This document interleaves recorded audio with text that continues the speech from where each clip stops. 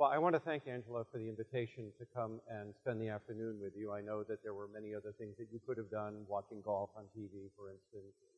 Perhaps there's some basketball, college basketball going on. But I want to talk to you about two serious topics this afternoon that, especially for families who have inattentive or ADHD children, these are very important topics. The first, of course, is going to be on trying to optimize the outcome of ADHD children. Specifically, we're going to be talking about what do we know, that is what parents need to know, and then what can you do about these various risks and difficulties that we'll address today. The second topic, and we'll give you a break between the two, is going to be about the dimension of risk-taking behavior that goes on with the children and adolescents and how that plays out in their life. I know everybody's concerned about school and how the children perform there, and that's where their inattentiveness really gets them in trouble.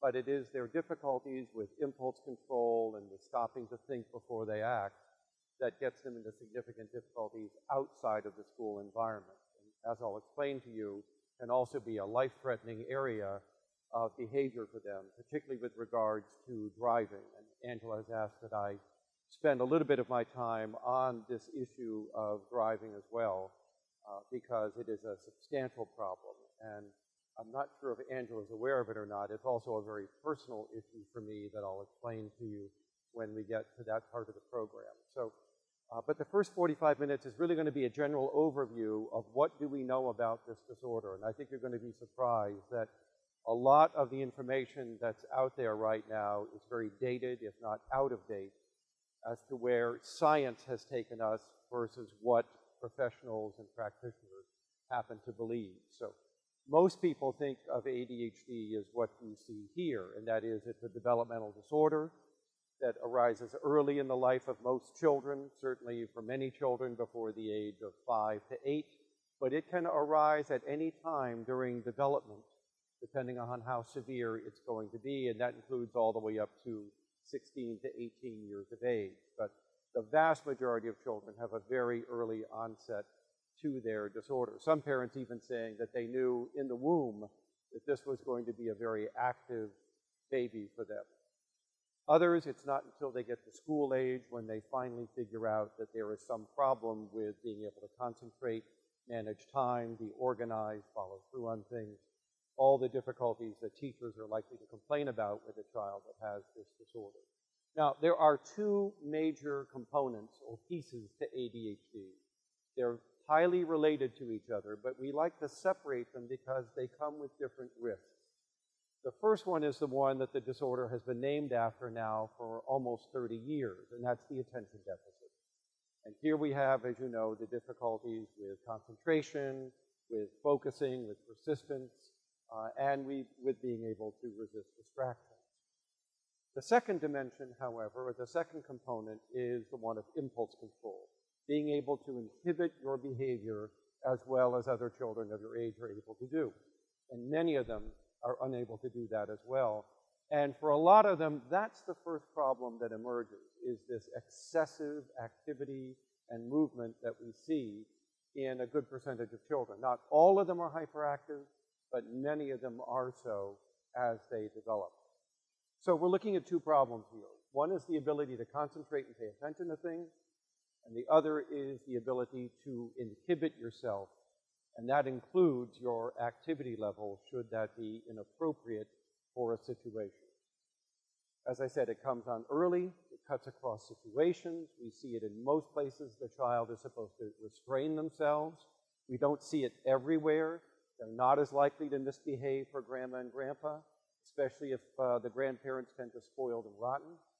We also find that they tend to do better when they enjoy what they're doing, when they're in front of televised media, when they're interacting with computer games, when you have them one-on-one. Those are all places that they tend to do reasonably better than the opposite situations, which are places like school or group situations, or where they're supposed to be learning things and focusing their attention, and especially if they're in a situation where it's not fun, where there's a lot of work that has to be done, such as homework or chores or schoolwork or things like that. Those are the situations that really tax them the most. So don't expect to see ADHD everywhere all the time to the same degree. And especially don't expect to see it when they're involved with entertaining media and computer games and so on, because they tend to concentrate on those pretty well, with good reason. Those are very entertaining devices. So entertaining, in fact, that 1 out of 6 will develop an internet addiction by the time they're 12 to 16 years of age. And that's not just the fact that they tend to spend a little more time on it. They truly show the signs of an addiction, just as a substance abuser would do. So you're not going to see it everywhere. Now, what makes ADHD a disorder is that it leads to harm to the individual. Having symptoms, misbehaving, being inattentive or active or impulsive, that just means you have a personality. You're kind of a sparkling individual. Maybe you're a little flighty, but that doesn't mean you have a psychiatric or psychological disorder. Where we draw the line to determine that a person with a sparkling personality has now moved into a person with a disorder is that it's leading to harm to the individual. And we think of harm in 3 ways. Does it increase your risk of death? And there are psychological disorders that do that, not the least of which is manic depression, creating a very high risk of suicide by adolescents. Does it lead to an increase in the likelihood that you'll be injured as a result of your behavior? Well, in ADHD, as I'll show you, that is certainly true. And then, does it create impairment in major activities of life? School, peer relationships, family function, behavior in the community. And as you get older, things like sexual activity, driving, managing money, earning a living, raising your children. These are major life activities for us. And we look to see whether the disorder is interfering with any of those. And if it is, if it does any of those 3 things, it's a real disorder. So when people say to you, like in the media, or when you read books like by the New York Times author Alan Schwartz that came out earlier this fall, that challenge whether ADHD exists, whether it's a myth or not, the answer to that is what I just told you. It can't be a myth because it leads harm to the individual. And that doesn't happen if a person doesn't have a disorder. But because it leads to so much harm, then we obviously give it a name, and we encourage people to get it treated because of the risks it poses over time to the individual. So in case you're wondering what makes it a real disorder, it's that harmfulness that I spoke about. And I'll show you all the ways in a moment that ADHD can interfere with the lives of children if it is not treated early and relatively aggressively. Now, I described for you the symptoms of the disorder very briefly. Let me go into this in a little bit more detail because it helps to understand just what are we dealing with here. Now, in terms of their inability to inhibit themselves, this problem with impulse control cuts across all aspects of their behavior. It's not just that they're more active than other children. They're also more talkative than other children. And they interrupt others, and they don't shut up, and they're very noisy people. We also find that they are mentally very unrestrained in their thinking, which means they get ideas, and when that idea comes up, it is out, it is done. There is very little room for reflection, for doing what your grandparents taught you, which is to stop and think before you act. And the thinking doesn't get a chance because the idea is up, out, and impulsively expressed, often to their regret, because later on they'll often say, I wish I hadn't done that. I wish I hadn't said that. But it's too late. You already did those things. We also find that they're very impulsive in what motivates them. In research, we often say that they're little reward-seeking missiles. If there's any reward to be had around them right now, anything interesting, anything fun, anything that might have an immediate payoff, they're more likely to do that rather than put those things aside and go working for the longer-term rewards. Delay of gratification, we call that. The ability to defer the rewards now to get a bigger reward later. Education, by the way, is based on that single idea. What you learn in school now has its payoff years from now. which is why school is very, very hard for these children to do. So I want you to think of that as people who are opting to get the little rewards immediately rather than to go for the bigger rewards that take time and effort to do. One thing that is not mentioned in most people's writing on ADHD, but is very important for parents to understand, is that they can be very emotional people. Their emotions are just as impulsive as their behavior. So when they feel a certain way, you're going to know it. Those feelings are going to be up and out and expressed in a very raw, kind of unmoderated form. And so they say what's on their mind. They say what they think, and if they're feeling angry or they're upset or they're impatient or they're frustrated, you're going to know about this right away. As one mother said, he just wears his emotions on his sleeve. I know exactly how he feels all the time because he lets us know how he feels all the time. And it's not just the anger or the hostility. They're also just very excitable. You send them to a birthday party and you think it was theirs. They get so excited. They're opening the kid's presents. They're into his cake. They're trying to organize the other children to do what they want. So they're just a very easily excitable group of individuals. So don't be surprised to see that they're often even more humorous than other children. Many of them have a reputation for becoming the class clown in school. Indeed, many stand-up comedians are grown-ups who had ADHD as children. So it's not unusual to see that a lot of this emotion comes out, both good and bad, but it's the bad that's going to cost you. We can forgive you being excited and humorous and so on. What we don't forgive is your anger, your impatience, your frustration, and even your aggressiveness toward other people in response to things you don't like. So emotion is just a part of ADHD, as is the inattentiveness that everybody talks about with this disorder. Now, they're very hyperactive as children, many of them, but not all of them. About a third of them don't have that as a problem. And even those who do, that tends to go away with time. So that by adulthood, they're not necessarily more active than other people. They're busy. They feel as if inside they're more active than others. But that doesn't necessarily translate into climbing on furniture and going to the top of the refrigerator and sliding down banisters and doing all the things that the little children are likely to do because of their hyperactivity. So don't expect that teens or adults are going to be as active as they were as kids. It's a good thing that that starts to diminish with time. Now, besides that problem with impulse control, which cuts across all of those domains of behavior, the problem with attention is a more specific one, and that is they can't persist over time toward a goal. Now, many people call that sustained attention. They can't concentrate. But it's really a very unique problem.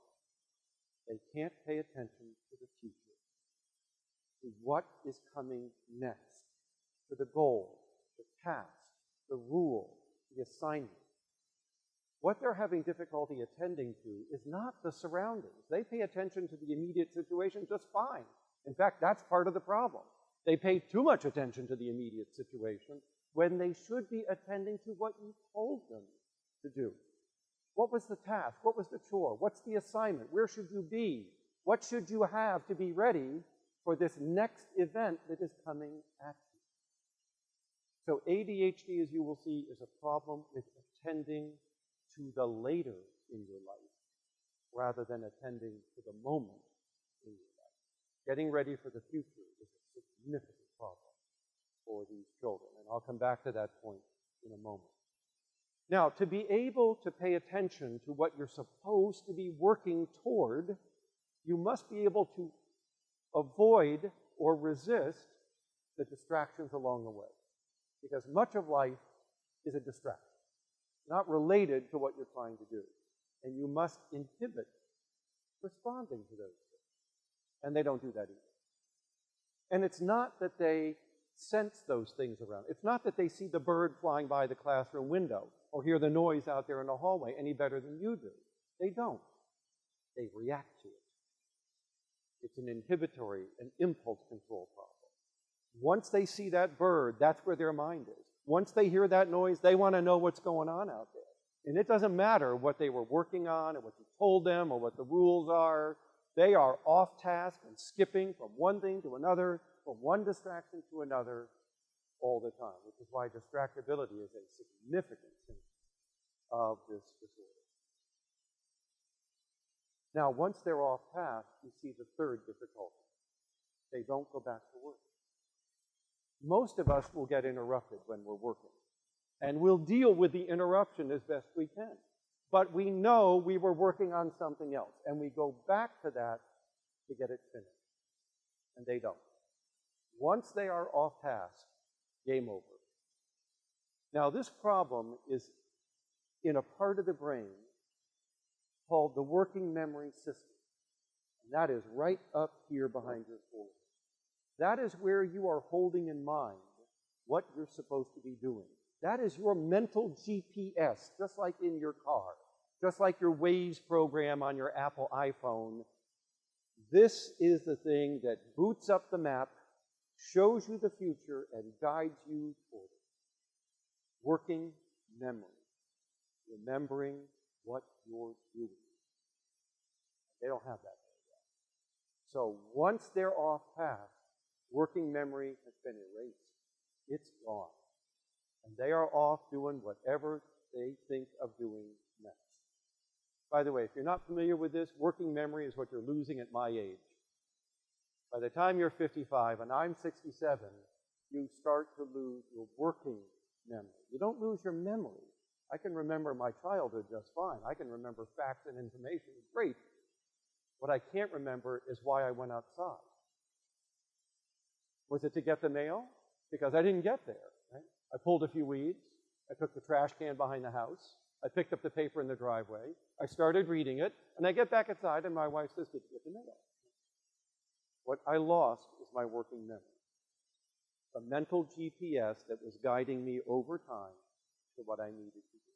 And much of what parents and teachers complain about with ADHD children when they say they can't concentrate is this ability to remember what you're doing and see it through to its end.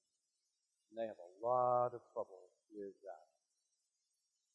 Besides that, one of the things that people don't mention, but it's also part of not paying attention, is they don't pay attention to themselves either. They don't monitor their own behavior. All of us have a kind of a radar built into our brain where we are tracking not only what's going on around us, but what we're doing in that situation. We are aware of ourselves over time. That's how we know who we are, what we're like, what we did, and what we're about to do, and how we feel about things. And they don't do that, not very well. So when you ask them about what happened, they may not know what they did in that situation as well as someone else did. So when I ask children with ADHD, how you doing at school? Fine. How many friends do you have? Lots. Well, he's about to get kicked out of school, and he's utterly friendless, but that doesn't get in his way because, you see, he's not as aware of what is happening around him, how he's coming across to others, what they think of him or her. So they're not monitoring themselves as much, which is why they're the last person we ask about how they're doing. We want to talk to the other people around them who know them well. And you will not trust the self-report of somebody with ADHD until they're about 28 to 32. Because prior to that age, what they say is nowhere near an accurate or reasonable approximation to how they're functioning. They tend to underreport their problems. And that is why clinicians now have been warned by the American Psychiatric Association and others who always corroborate what patients tell you through other sources. Because you often find that it's worse than what the person is telling you. And that's especially true with the children and the teens. So all of that is to say there's a problem with monitoring your own behavior. Now, you can see, just from what I've described to you, there's a lot more going on here than just a problem with attention, which is why we've been saying for years the name of ADHD is wrong. It doesn't capture the seriousness of these problems. It tends to trivialize them, in fact. It makes the public think that all you need is another cup of Starbucks, and you'll be just fine. Or maybe if you just took a little, ginkgo biloba or something, you'd be okay. Or if you just, pick yourself up by the bootstraps and apply yourself, everything would be great.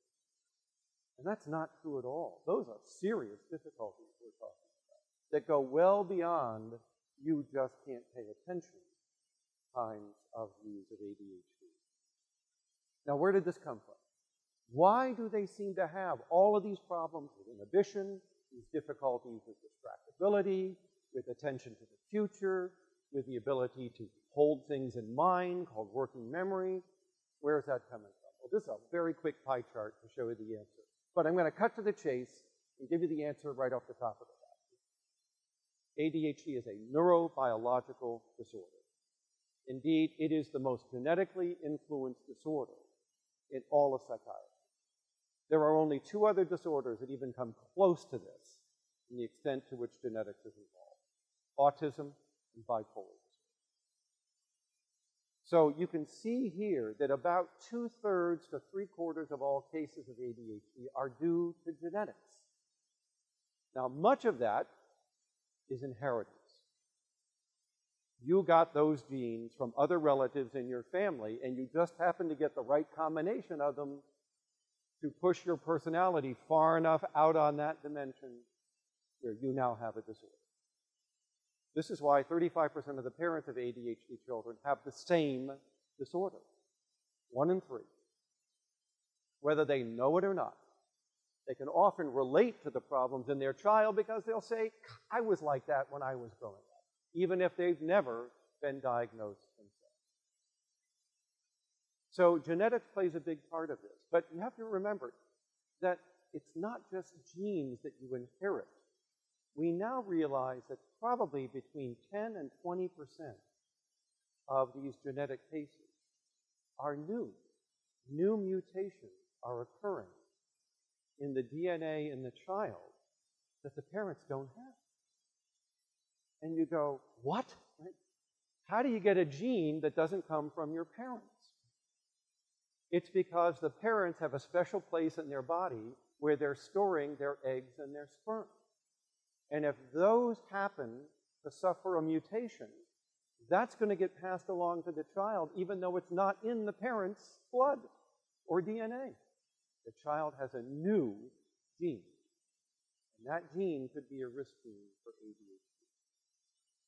And you might say, well, how does that happen? Well, the older you are, the more you're being exposed to sunlight and dental x-rays and chest x-rays and toxins in the environment and plastic in our bottles and pesticides in our environment and hormones given to our chickens and our cattle, and you're just racking up mutations down there, which is why the older the parent is, the greater the likelihood that they will have an autistic or ADHD child.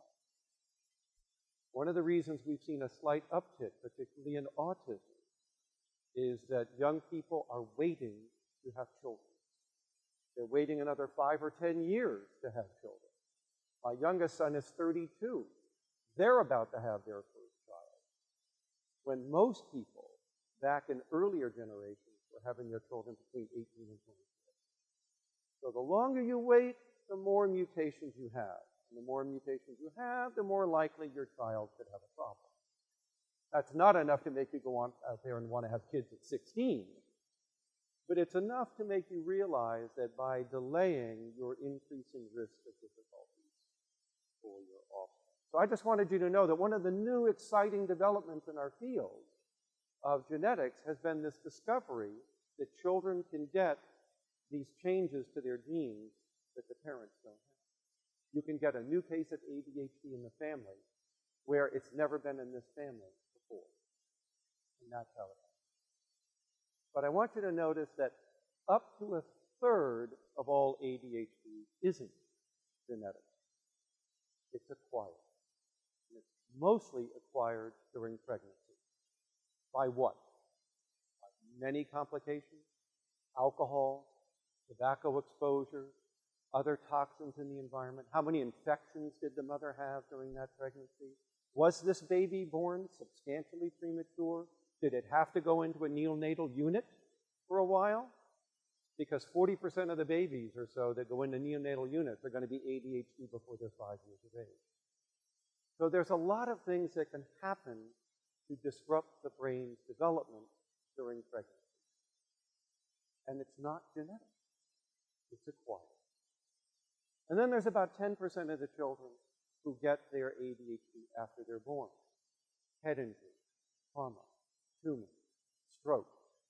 Anything that could happen to your brain while you're growing up, if it hits this front part of your brain, can lead to an ADHD-type syndrome.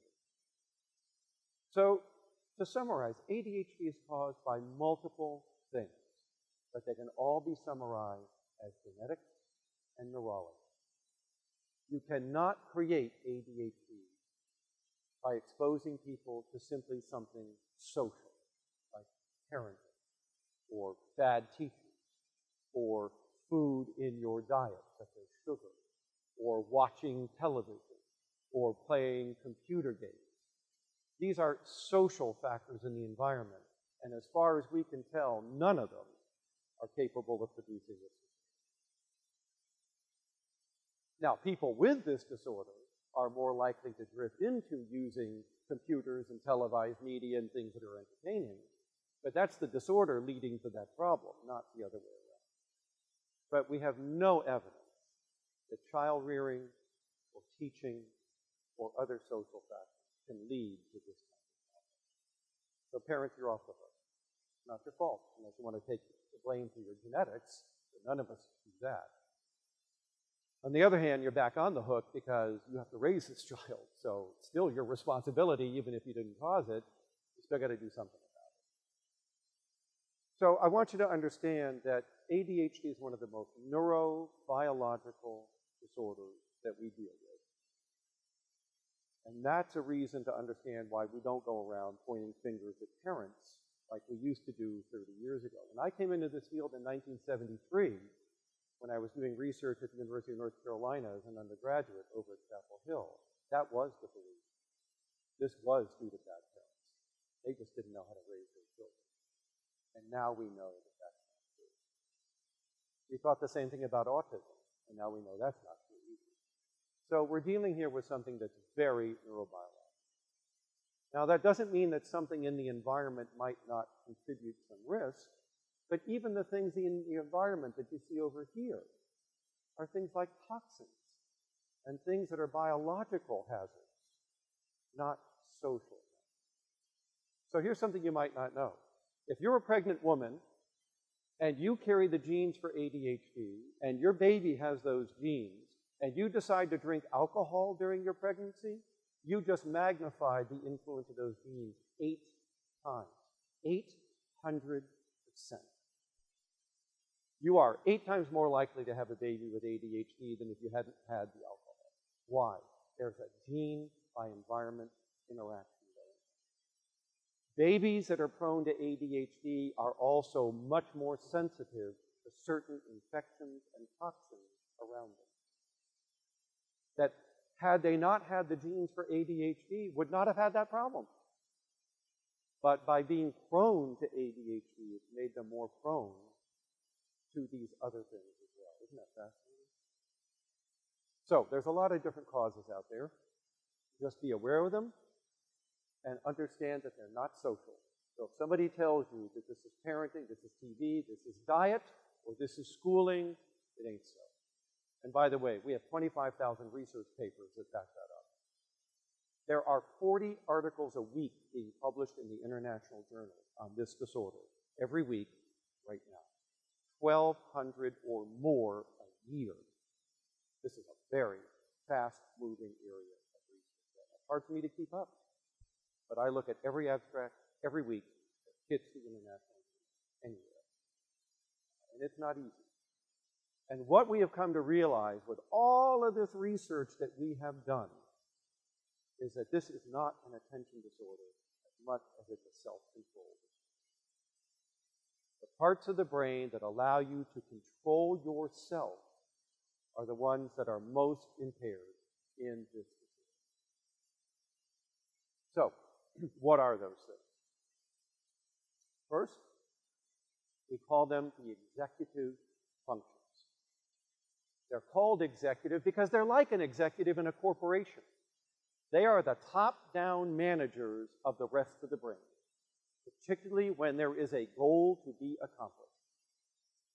Their job is to see to it that the rest of the company falls in line with that goal. And so there's 7 different little pieces up there that all interact. I think of it like a Swiss Army knife. There are 7 different tools in the front part of the brain that let you manage yourself over time to reach a goal. And we now know that all 7 of them are affected by this disorder. I've already mentioned the first one, self-awareness. I've mentioned the second one. You can't restrain yourself. You can't inhibit behavior as well as others. The third one comes as a surprise to many people, but it shouldn't, because it's part of that working memory GPS system. You're not very good at visualizing what's about to happen. I want you to stop and think about that, because many people think, well, what does that have to do with anything? Very simply, this is where you get your hindsight and your foresight. And the word sight is not a coincidence. You are looking back and visualizing anything that's relevant to what you're about to do, and then you are going to project that forward as your best guess, your foresight of what will happen next. How do I know how to get from this university back to my hotel over on 13th Avenue? I am going to activate a mental GPS, an image, and follow it backwards. Or I'll just turn on the GPS in my car. But it's the same thing. Looking back leads to getting ready and looking ahead. Hindsight, foresight. And ADHD children don't show those very well. They don't think back to look ahead to get ready. They just do. What's another way of saying that? They live in the now. So that yesterday and tomorrow don't matter. All that matters is the now. And they are being pulled along by the nose by that now. Wherever the now goes, that's where they're going. And it doesn't matter. Here's a great example from one of my adult patients. This guy tells his wife he's going outside to cut the grass. So he gets the lawnmower out of the garage and the tank is empty. And he goes in and he grabs the gas can, shakes it, it's empty too. So he throws it in the back of the Ford Explorer and he drives down to the little Shell Quickie Mart. This is in Massachusetts where I worked for nearly 20 years. And he's filling up the gas can, decides he's going to fill up the car, and in next to him pulls his fishing buddy. And it's opening day on the trout stream. And he says, man, aren't you ready to go? Let's get out there. So the guy leaves his car and gets in his buddy's car, and they go fishing for the afternoon, and then they hit a bar as they come off the stream, and the wife has called the Massachusetts State Police. She doesn't know where this guy is. And they find his Explorer at the Shell station with the gas can still in it.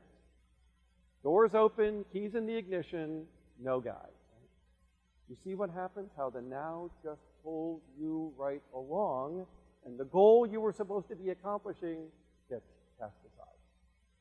Classic example of this kind of going from one thing to another without regard for what the heck you were supposed to be doing rather than those things. And that comes from working memory, visual imagery, and the mind's voice.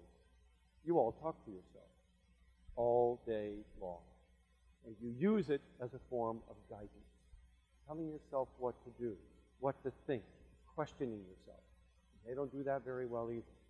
The voice in their head is very weak, so it doesn't control them. In case you're wondering, this is why they don't follow through in what you tell them to do. That requires a voice in your head to keep saying over and over to yourself, Mom told me to pick up my toys.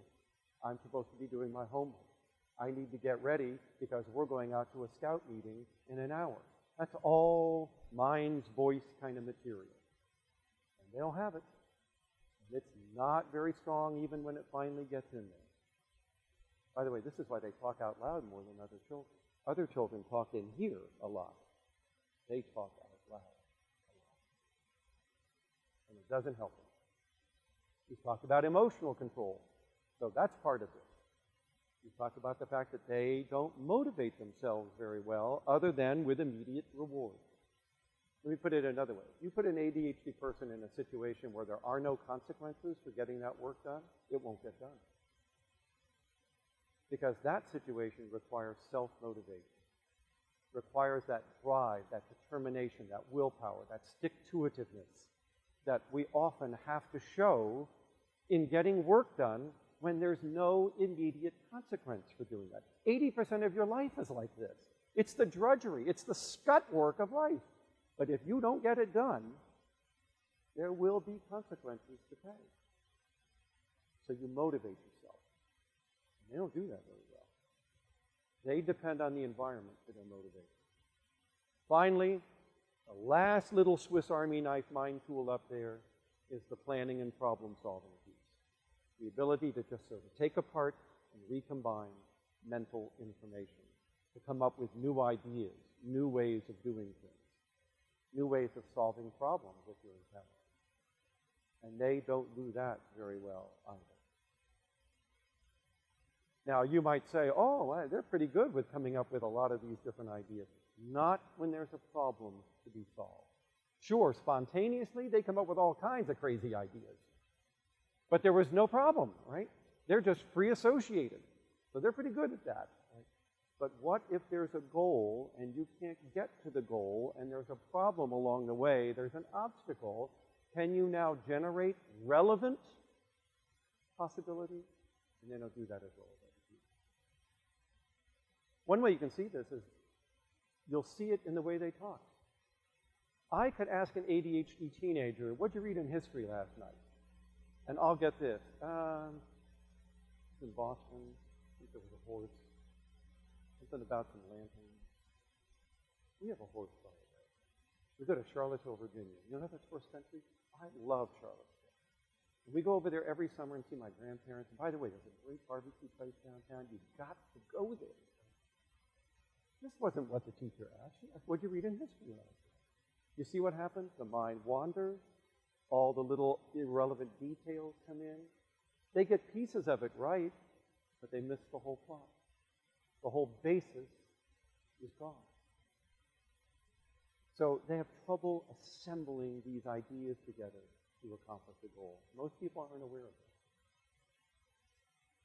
So it kind of looks like this. As they start to grow up, they get the first couple of problems. And then as they get older, the next ones come in.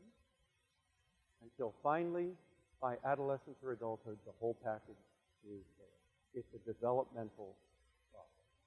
Now, as those mind tools develop in your mind, we're going to see what controls your child's behavior begin to change. Or at least it should. As you begin to get these executives coming online and managing you, these things change. When you're 3 years of age, you're on the left. When you're 30 years of old, you better be on the right. When you're 3 years of age, the things around you control you. Other people around you control you. You live in the now. 3-year-olds don't care about what's coming next or what happened yesterday. It's just all now. And then finally, all you care about is what you can get now. You don't care about what's going to happen in an hour or 2 or 3 or this weekend. You live in the moment. And therefore, all you care about is what you can get in that moment. Now, as you develop this front part of your brain, you're going to start to move over there. You're going to start to be more controlled by what you think, what you say, your goals, the things you're holding up in that working memory. Those are going to start to take over. You're going to start to control your own behavior rather than needing other people around you to do it. And that's going to lead you to start to anticipate the future and think about tomorrow and what comes next that you should be getting done now. And that's going to lead you to care more about the big things in life that come later instead of the little things that you can get now. And ADHD delays that by 30 to 40%. So if you want to know where somebody with ADHD is between 3 and about 28 to 32 years of age, we're about 30% behind in these transitions. Now, we could put that to work. Because what that tells me is if I'm going to help a child with ADHD or even an adult with ADHD, I'm going to have to rely more on the left than the right. I'm going to have to rely more on putting things around them, on making time real, on using more immediate consequences, on making them more accountable to other people across the day for the work they have to get done. I need to spend more time on the left because they're not on the right yet. So that alone tells you how to help. Don't keep asking them to act like other people. They can't. Just like a child who can't read at grade level, just like a Down syndrome child whose intelligence isn't developing as quickly and they're mentally delayed, you have to lower your expectations and your structure to that level. I don't ask 10-year-olds with dyslexia to read at grade level. Are you out of your mind? But we do that to these kids all the time. Why can't you act like the other kids your age? No, they can't. And it's not their fault. Just as neurological as dyslexia. Here's another way of thinking about your executive brain. All right? Here's your brain. Let me see if I can get this to come up. Come on, brain. Where are you? Oh, you know what? There's something about this computer where the images aren't showing up. Okay. I've noticed it. I had about 5 or 6 different images and cartoons and everything in this presentation, and they're not coming up. It probably has to do with the fact that I use an Apple Macintosh. This is a very old PC. I mean a very old PC. Probably older than my children, who are in their 30s. Nevertheless, I'll describe it for you. I want you to think about the brain in 2 pieces. There's the back part back here. That's where you learn stuff. That's where you store it. That's your knowledge. There's the front part up here, the executive brain. That's where you use it. Knowing, doing. Knowledge, performance. Knowing what to do, doing what you know. And ADHD has split those 2 pieces in half. You can know what everybody else knows, and they do, by the way, but you won't use it. You won't apply it in your life to be a better person. You can't. ADHD has disconnected these 2 halves. You can be brilliant. You can get 800s on the SATs. You won't finish high school. Knowing and using it. 2 very different things. That's why when you watch Jeopardy, the people on Jeopardy are not the most accomplished people in the world, are they? Knowing a lot of trivia doesn't make you a successful person. So knowing and doing. Success is from the doing, not from the knowing. And that's what the executive brain is for. So I had a picture of a brain in which I had a lightning bolt separating the 2, but you don't get to see that today. Good. At least this will show that. Now, if we are dealing with the executive brain, the crucial part of the brain, the thing that makes us most human from any other creature, including other primates, is that part of the brain. And that's what's not developing as well as it should in a child. That is going to leave you at risk for a lot of problems. Because this part of the brain is critical for just about everything important in life that you have to do. And it's not developing the way it should, you're in trouble. Now you can find out, or at least understand, why if a child has ADHD and it is untreated, watch what happens. Okay? First of all, 90% fail at school, 35% never complete high school. Education is a big problem if you don't have this part of your brain working real well. Second thing that's going to happen, there's going to be a lot of stress and conflict in your family because you're out of control and other people are going to have to step in to try to manage you. Remember, the external environment is what is controlling you. So your parents have to kind of ramp up their commands, their punishment, their yelling, their screaming, their stress. They are burning out because they are in the trenches with you 24/7, no relief in sight. Your parents have had to step up and become your frontal lobe. And it is a very tiring thing to do. So we see a lot of stress in these families. As much stress as we see in the families of autism, which is a more severe disorder. Then we see the next thing. They leave, go outside the home, play in the community, go to preschool, go to school, and we start hearing about difficulties getting along with other children. 50% of them or more by second grade have few, if any, friends, especially close friends. It breaks your heart to see it, because we know how valuable friendships are over time in our lives.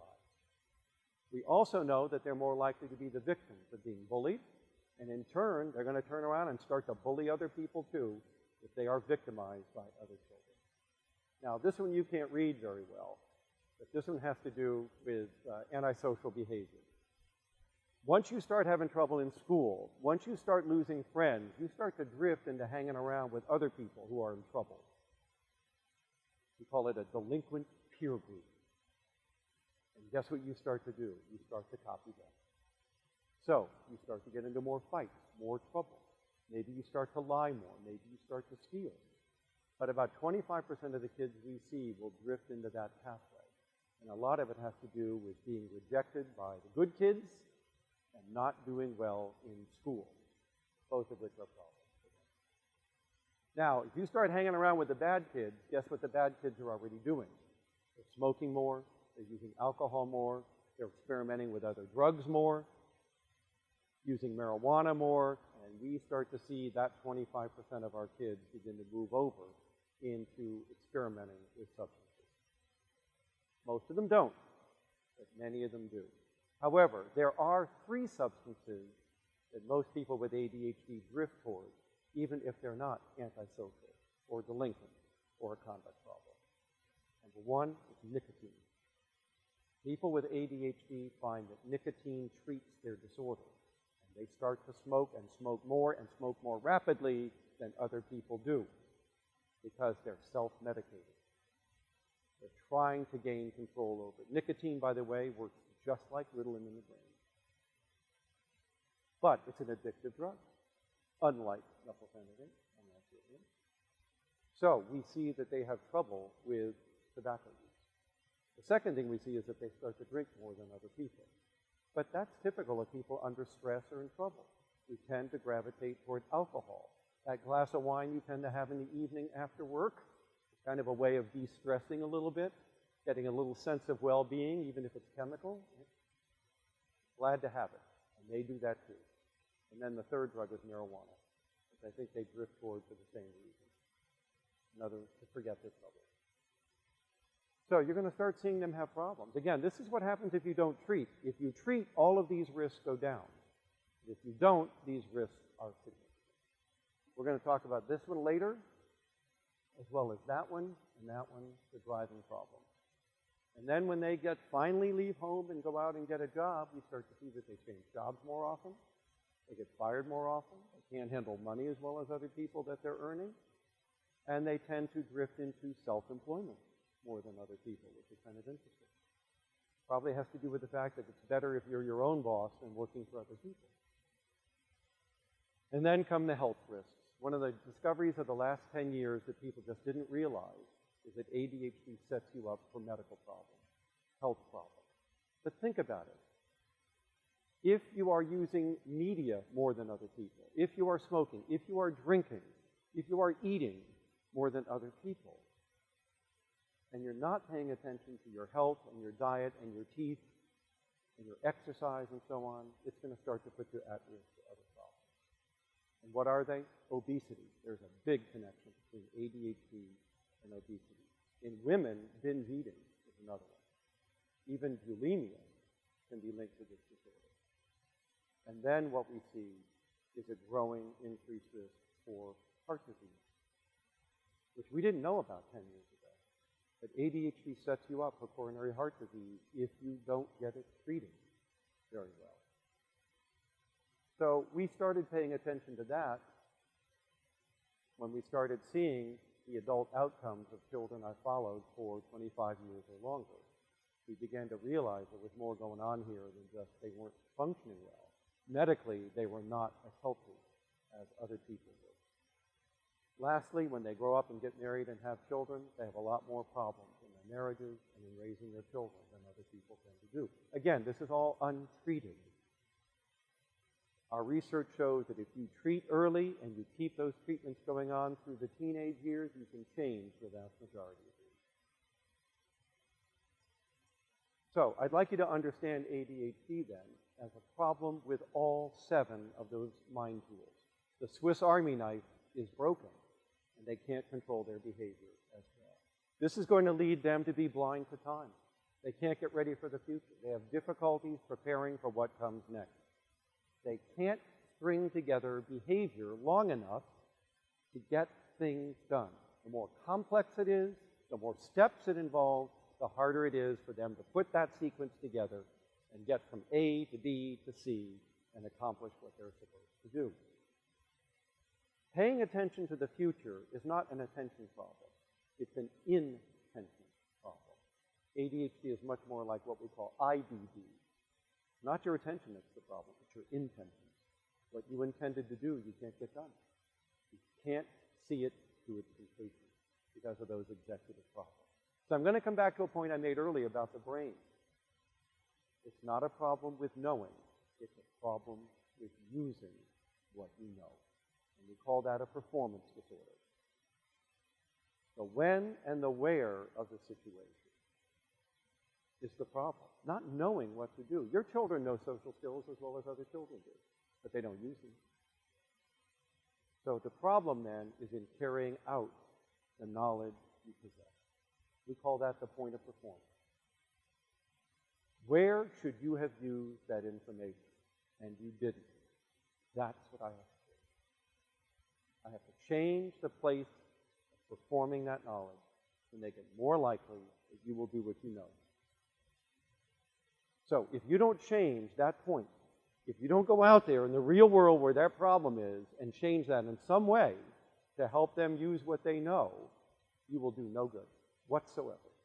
No amount of therapy in a clinic, no amount of talking to a doctor, no amount of play therapy on a Saturday morning with a social worker is going to change any of this, because none of that is at that point of performance. All treatment is point of performance treatment. If you got trouble getting your homework done at night, the problem is at your kitchen table or wherever you're doing that homework. How can I change that situation to make it more likely you will get that work done? If your problem is getting along with other kids at recess, the problem is at recess. It's not at the child guidance clinic, not at the Children's Learning Resource Center that Angela operates. It's out there at recess. All right, now who's out there? Who's my stakeholder? Who's the teacher in charge? What can we do in that situation to change it so that he's more likely to follow through on what he knows he's supposed to do there? So that's a very important idea. Any treatment to succeed must be there, not in an office. There's no amount of counseling is going to change it. And no amount of your preaching, no amount of your talking or nattering or nagging or reminding is going to change this. Because ADHD is not information deficit disorder. Your child is not stupid, and yet we treat them as if they are. Oh, you don't have any friends, let me show you how to share. Oh, you can't manage time, I'll give you some pointers. Oh, you can't organize your desk, I'll show you how to organize your desk. Notice, we're really big on teaching. We're not big on performance. And as a result, everything I just mentioned is useless. It will not help them one bit. You can organize their desk all you want to. I guarantee you tomorrow it is going to be a friggin' mess. The problem was not the knowing. I can give an adult with ADHD a sheet of 25 things to do to manage your time better. And they're going to come back in next week to my counseling session, and they're going to say, you know, I really should have done those things, Dr. Barkley. I really should have, but I can't find the paper. Must be under the seat. Maybe the dog ate it. It was on the refrigerator. I looked at it once in a while. You see that? They know that those things are what they're supposed to be doing. They still don't do them. So ADHD is a very unusual disorder. What they need help with is doing what they know. They don't need so much help in being told what to do, because if that's all you do, that's not going to help. So keep in mind, I want you to think of your children as having an executive age that's about 30% younger than their real age. And that is where we have to aim our work to help them. If you have a child who's 10, your child cannot do 10-year-old length assignments. They can do 7-year-old length assignments, but not 10. So we're going to have to break up the work into smaller chunks that fit within their executive age, and they'll get that done. If there's 30 math problems, we're going to do 5 at a time, or maybe 7 at a time. But I'm not giving you 30 problems all at one whack because you won't do that. That's a 10-year-old ability, not a 7-year-old ability. So by thinking of them that way, you begin to see what you have to change. Your daughter's 14. She just went to the YWCA and took the babysitting course. She now wants to earn some real money out there, and you got some neighbors with 3-month-olds. You're going to let a 14-year-old girl with ADHD babysit? I hope not. If you subtract 30% off that age, you just send a 9-year-old down the street to manage a baby. I'm not sure we really want to be doing that. There are many situations in life where the 30% rule would tell you what to do, how to answer that, what to allow them to do. But if you don't do that, they're going to get in trouble. Okay, you got an ADHD teenager who's 18. He wants to go off to UNC. Not without some help. You just sent a 12-year-old to Chapel Hill. What would you have to do to UNC for a 12-year-old to succeed on that campus? Well, that's what you're going to have to do. Substance-free dormitory, checking in with counselors, a lot more hand-holding, a lot more advice. You're only going to take 3 or 4 courses, not 6 or 7. You're going to need 5 years to get your bachelor's degree, not 4. And we're going to have you doing most of your work over at Student Disability Services Center over there. By the way, they have an outstanding Student Disability Center for ADHD college students. But they will tell you what I'm telling you. You kind of have to design it as if they were a younger person. A lot more accountability to other people. Then they'll succeed. That's the reason only 10% of people with ADHD ever finish college. That's it, 10%. The figure for the U.S. is 35%. And it has nothing to do with intelligence, by the way. They're as bright as anybody else. It has to do with executive function, self-control. So I want you to think about that 30% rule. Now, what does all of this mean for treatment? Very quickly. I'm not sure how much time we've used up here. Almost done. Number 1, don't just teach knowledge. It's not a knowledge disorder.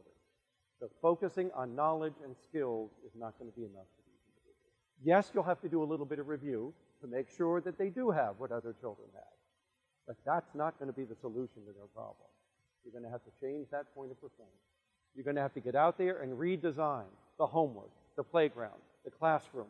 Where is this problem occurring? What can I put around them? What kind of scaffolding can I create in that situation that's going to help them show what they know?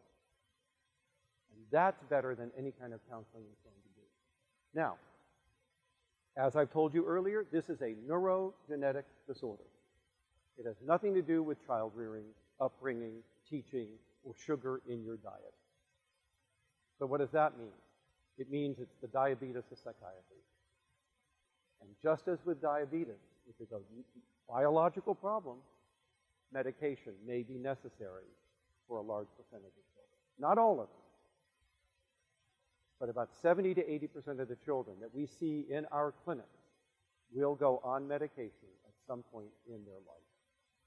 Usually within a year or 2 of diagnosis, some of them right away.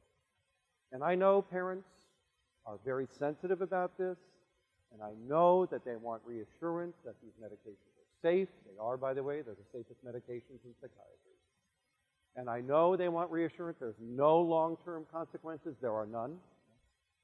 The problem is that 25% of the kids don't respond to the medication. So we have to keep trying other medications as well. But the point is this. If it's a neurobiological problem, then neurobiological solutions are okay. There's nothing wrong with that. There's nothing reprehensible or unethical. You're not papering over anything. It's not like you're putting a Band-Aid on it. It's not like Newsweek had on the cover of their magazine years ago of a mother handing a Ritalin pill to her child, and the caption was "Mother's Little Helper," as if this was all for mom and not for the child. It's like the Church of Scientology saying that these are chemical billy clubs that we're using to beat children into submission, which of course is absolutely false. Instead, like insulin to the diabetic, these are neurogenetic treatments that temporarily correct that brain. Unfortunately, it's temporary. Maybe. Let me tell you one of the greatest discoveries of my career that has taken place in the last 5 years. And you will never hear this through the media, through CNN or the New York Times or the Washington Post, all of which have an anti-psychiatry, anti-medication bias to them. Take my word for it, they do. Just look at the articles that they run. They're all usually critical, with a few exceptions. Now, let me tell you what we've discovered and now have 35 studies to back it up. The longer a child stays on medication, the more normal that brain becomes. So the children who have been on medication several years have brain development in these critical areas that is near to what it should be for a normal individual. We call it neuroprotection, neural enhancement, and that is brand new. Prior to this time, everybody was out there gnashing teeth and wringing their hands over, oh my God, what are we doing to these brains? We're damaging these brains. They're going to be drug addicts. Oh, geez. And parents got their stomachs up in a knot. And none of that was true. And now what we're finding is that maybe if you keep stimulating these underdeveloped areas of the brain, they just might grow a little faster. Makes perfect sense. Who knew? 35 studies. Have you heard of any of them in the media? Not. Wasn't for want of trying. I have friends at CNN. Wouldn't go near it. Nobody wants to be seen helping the pharmaceutical industry with their job. But it won't cover it. But they're happy to tell you about all the children who had problems on medication. Oh, yeah. So we think of ADHD like people think of diabetes. It means a combination, a package of interventions, both psychological, social, medical, and chemical, to help deal with it in some cases. About 1 in 5 ADHD children won't need medication because the disorder is so mild, but many of them do. Now, some people have been testing the idea of, can we get in and train some of these through practice? Can we train working memory by practicing digit span and other memory tasks on a computer or in a handheld Nintendo game? Something like that. Can we do that? Well, we've been trying, but it's been very disappointing. And what most of the research shows is you get good at playing the game. So if any of you are familiar with the website Lumosity or some of these others that have these brain training programs, or if you've heard of CogMed or Attention Trainer or some of these, go have fun. But don't expect it's going to do anything, because they don't. The sad part is they don't. You just get good at games. Yeah, which, hey, if it's entertainment you want, there's nothing wrong with that. But don't think that it's going to alter your school performance or the way you get along with other people or your impulse control. Now, some people say, well, geez, you've just made a great excuse for people to say, I couldn't help it, that was my ADHD. You have to forgive me, that was my ADHD. My child brought a gun to school this morning. He's been suspended. Will you go in and explain to them that he couldn't help that? And the answer is no, I won't, because you've missed the point. The problem that people with ADHD have isn't with the consequences. It's with the delay to the consequences. And most of the important things in life have delayed consequences. And it's the delay that kills them. So, what I've just told you would argue against excusing them from accountability and would argue for doing the opposite. The person with ADHD needs to be held more accountable more often across the day for how they're behaving, and then they won't drift into these problems. But it's the fact that we don't do that for them, and we leave them exposed to all those delayed, natural, horrible consequences, and then they bump up against them. And then we blame them. It's the delay. If you wait, you lose. You want to manage somebody with ADHD, you better not delay. You want to set up a behavior modification program for a child in a classroom with ADHD, you don't have the reward on Friday afternoon. It's only Monday, for God's sake. You have to bring the consequences very close in time. More immediate, more frequent, more often, more sustainable, more accountable to other people, and then they won't drift into those problems. That is what behavior modification programs do. They are artificial ways of restructuring the environment to make you more accountable. And that's simply what they do. So what does that mean? If you want to help somebody with ADHD, it's going to be the people out there that matter. The stakeholders, the caretakers, the caregivers. If they are not compassionate, If the teachers and the grandparents and the other people who deal with this child aren't willing to get on board and help, then I can't help that child in those situations, or it's going to be very difficult to do that. It is the compassion and willingness of others to change those points of performance that really matters to these kids, not what I do in my office. I'm a nice guy, but that's not going to change anything if I can't get teachers and parents to cooperate with the program. So we want people to come back to this idea. It's a chronic disability like diabetes. And just like diabetes, we expect some compassion for these people, and we expect a willingness to make accommodations for them so that they can succeed where other people can't. And if you're not willing to do that, then get out of the way and let me find people who will. But it's those accommodations that are going to help. Are they willing or not? I'm going to end on this slide. What are the things that you should be doing at these key points of performance where the problems are coming up? Well, if you understand that ADHD isn't an attention problem, but it's an executive problem, a self-control problem, these are the things that would come to mind for somebody like myself who's a neuropsychologist by training. I would automatically know if you've got a frontal lobe disorder, you got to do these things. And so I leave you with these. Number one, stop relying on mental information. They can't remember what needs to be done at that place. Help them. Offload the information onto any external device, a sticky note, a card, a reminder, a cue, a sign, a symbol. I don't care what it is, but you got to get it out of here and in that visual field at that place to remind them of what they need to be doing right here, right now.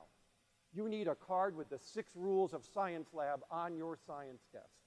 You may need a little list of what homework requires you to do. What are the steps that we ask you to do for any homework assignment that you bring home?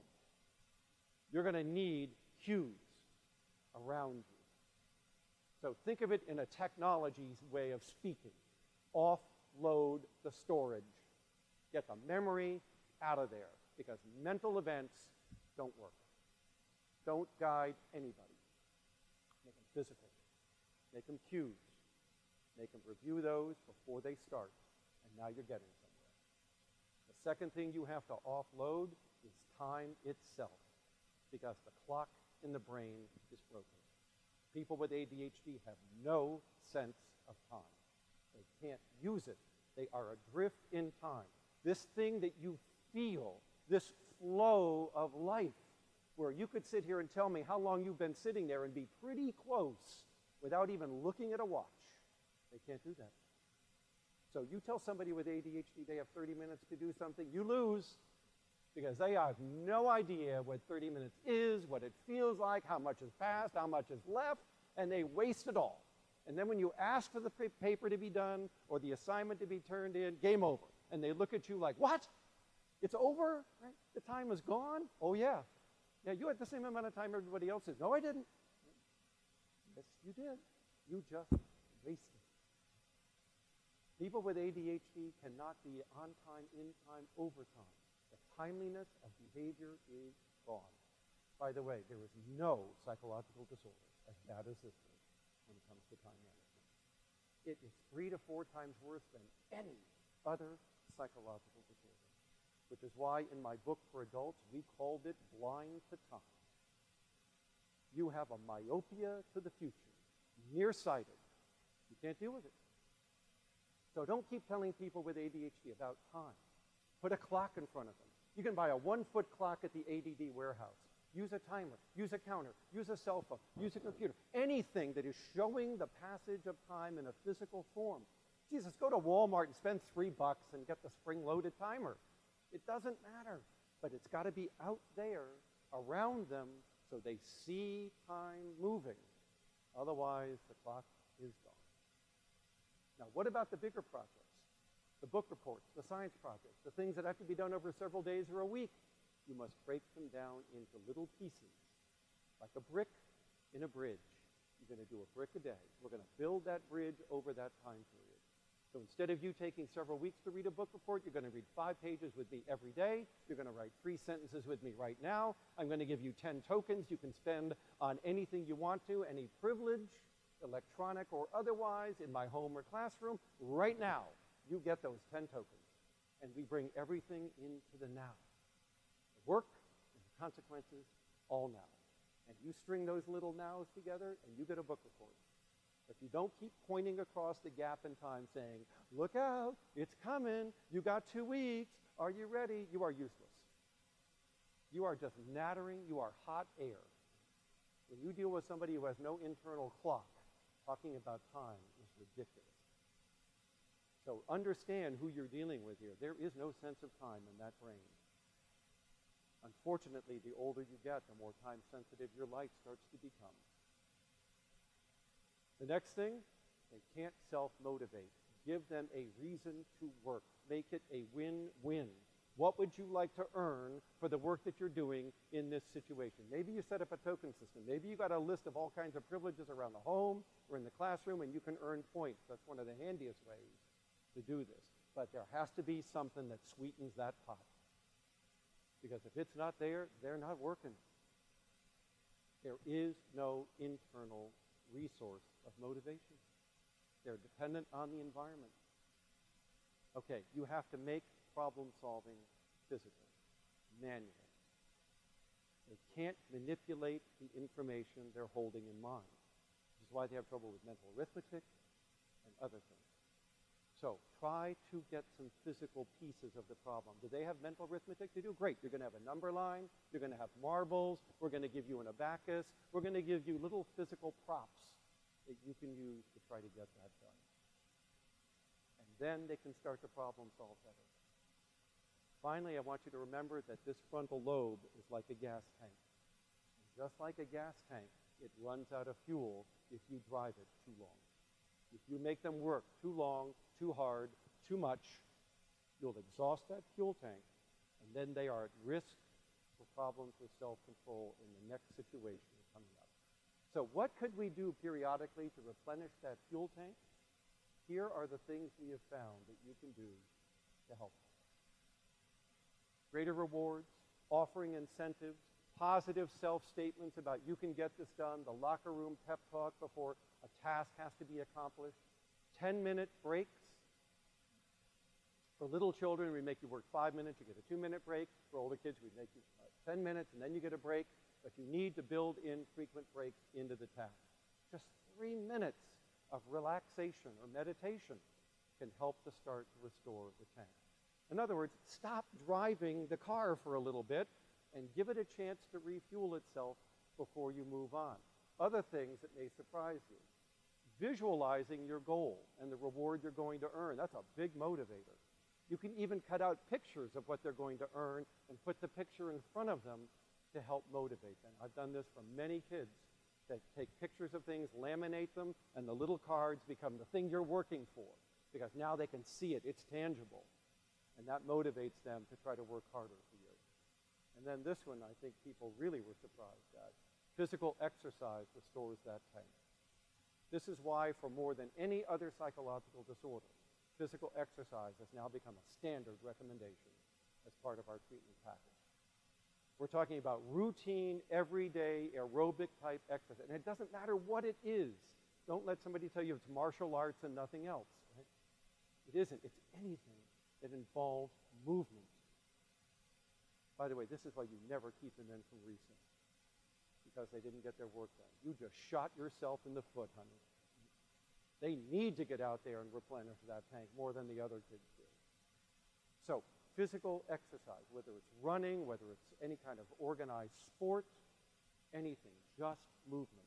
Even small movement while they're working helps. Give them a tennis ball to squeeze, or a rubber chew toy, or let them tap their foot, or let them sit on a physical therapist's exercise ball that's got sand in it so that it doesn't run all over the place.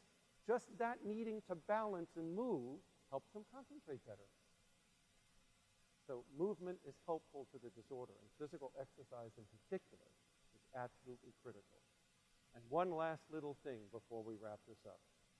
Contrary to popular belief, sugar is not only not bad for ADHD children, but sipping on small amounts of sugar-containing sports drinks like Gatorade or Powerade or lemonade or think just little sips over time while working keeps blood glucose up in the front part of the brain. And your effort and your ability to manage yourself all comes down to blood glucose. Is the energy you need in that part of the brain when you need it. So we often say, hey, if you've got to study, if you've got a lot of work to do, if you've got homework, if you're going to be sitting through a class or a meeting as an adult with ADHD, even as a child, you might want to be sipping on a little bit of sugar-containing substances to help get you through. We're not talking 32-ounce big gulp down the hatch, one chug-a-lug. We're talking about light little sips just to keep a little bit of sugar coming into that body. And then you might find that is helpful as well. So what have you learned tonight or this afternoon? That ADHD requires that parents be educated about the disorder, just like you did tonight, and I thank you for that. Second, 70% or more of people with ADHD are going to need medication as a supplement to all the other things that we do. Third, some parents are going to need formal training on how to start these behavior management programs we've been talking about. Token systems, note home cards, daily behavior reports, and so on. There's plenty of books out there. I have books on the subject, Taking Charge of ADHD. There's a lot out there. You don't just have to read mine.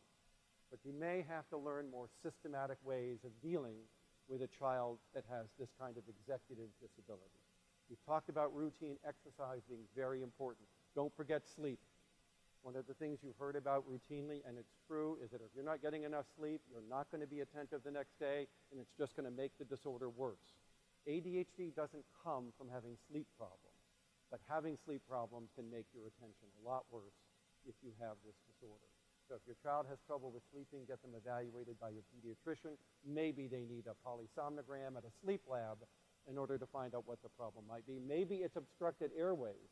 About 10 to 15% of ADHD children have sleep apnea because their tonsils are too large, they're adenoids, and removing them may be beneficial to them. So that's a possibility. I'm just saying, get the sleep problem evaluated if necessary. Obviously, schools and teachers need to know about the stuff we talked about here tonight, including more formal, systematic management in the classroom. Great. Just this past summer, I published a little 80-page book, 100 things teachers can do right now in a classroom to manage a child with ADHD. It ain't rocket science. They're all evidence-based, and they work. And there are other books like that on the subject as well. You can just go to chad.org, go to my website, and you'll find handouts about this. But it's just a little pithy 80-page book teaching a teacher about this is the stuff you should be doing. And it's easy. So you might want to have a look at that as well, not to push my books too much. Obviously, special education is necessary for the more severe cases of children. Luckily, they're finally eligible for it. And about 1 in 4 parents is going to need their ADHD treated along with the ADHD of their children if you expect them to be able to manage that child more effectively. Skip over those things. By the way, these are things you shouldn't do, but I've mentioned a lot of those already. Finally, I want you to think of ADHD as a disorder of executive self-control, not attention. And it's a disorder that if you don't manage it, it can lead to a lot of adverse consequences down the road, some of which I'm going to talk about next. But it is the most manageable of all the psychological disorders we deal with. We have more treatments that are more effective for this disorder than anything else. Man, if you want to work in a field of psychiatry where you get success, this is it. More than schizophrenia, more than depression, more than anxiety, more than bipolar disorder, we can manage this disorder. The problem is most people aren't getting the most optimal package of treatment for their child. You need to be doing the 5 things we talked about tonight. Education, medication, behavior modification, and making accommodations. You put that all together on top of a proper evaluation, you'll be doing about as good as you can for raising one of these children and trying to optimize their outcomes. Okay, it's time for a break. And Angela, where are you? Where did she go? Oh, here she is, right, hiding behind the scenes. Sorry, we ran just a little bit over time. About a 10-minute break necessary. Just stand up, stretch, move around a little bit, get a drink of water, use the facility. We're going to come back and talk about risky behavior in teenagers with ADHD and what to do about it.